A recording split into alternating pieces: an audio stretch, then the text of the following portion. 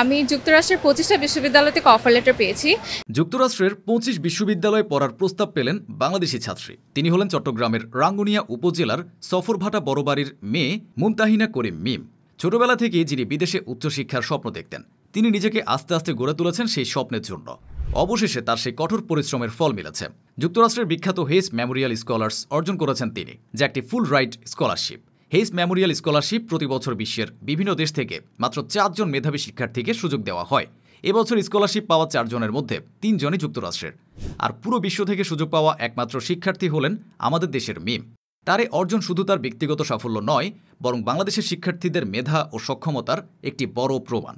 মিমের এ অর্জন উচ্চশিক্ষার স্বপ্ন দেখা হাজারো শিক্ষার্থীর জন্য এক দারুণ অনুপ্রেরণা হয়ে উঠেছে। মিমের মেধা ও দক্ষতার স্বীকৃতি কেবল একটি স্কলারশিপেই সীমাবদ্ধ ছিল না। যুক্তরাষ্ট্রের আরও 25টি বিশ্ববিদ্যালয় থেকে তিনি অফার লেটার পেয়েছেন। সব মিলিয়ে তার প্রাপ্ত স্কলারশিপের মোট পরিমাণ প্রায় ৩৬ কোটি টাকা। তবে মিম জানিয়েছেন তিনি হেনড্রিক্স কলেজেই কম্পিউটার সায়েন্স ডুয়েল ইঞ্জিনিয়ারিং প্রোগ্রামে স্নাতক সম্পন্ন করবেন। এটি তার প্রযুক্তি ও ইঞ্জিনিয়ারিংয়ের প্রতি গভীর আগ্রহের প্রতিফলন। আগামী 5ই আগস্ট নিজের স্বপ্ন পূরণের জন্য তিনি যুক্তরাষ্ট্রে রওনা হওয়ার কথা রয়েছে।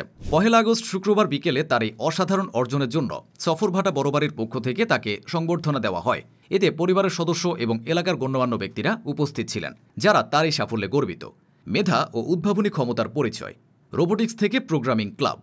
মিমের বাবা ব্যবসায়ী আব্দুল করিম চৌধুরী এবং মা ইয়াসমিন আক্তার। তিনি চট্টগ্রাম নগরের অঙ্কুর সোসাইটি বালিকা উচ্চ বিদ্যালয় থেকে এসএসসি ও কাপাসগোলা মহিলা কলেজ থেকে এইচএসসি পাশ করেন। ছোটবেলায় একবার বাবা মার সঙ্গে বিদেশ যাওয়ার পর থেকে বিদেশে উচ্চশিক্ষার স্বপ্ন দেখা শুরু করেন তিনি, যা তাকে কঠোর পরিশ্রম করতে উৎসাহিত করে।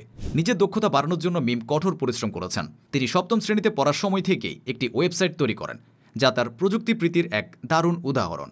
9ম শ্রেণীতে তিনি 65 সদস্যের একটি প্রোগ্রামিং ক্লাব গড়ে তোলেন। এই ক্লাবের শুরুই হয় তার নেতৃত্ব গুণ আর প্রযুক্তির প্রতি ভালোবাসায়। পরবর্তীতে জাতীয় পর্যায়ে বিভিন্ন প্রতিযোগিতায় অংশ নিয়ে মিম পুরস্কারও জিতেছেন। সবচেয়ে ব্যতিক্রমী কাজ করেন করোনা মহামারীর সময়।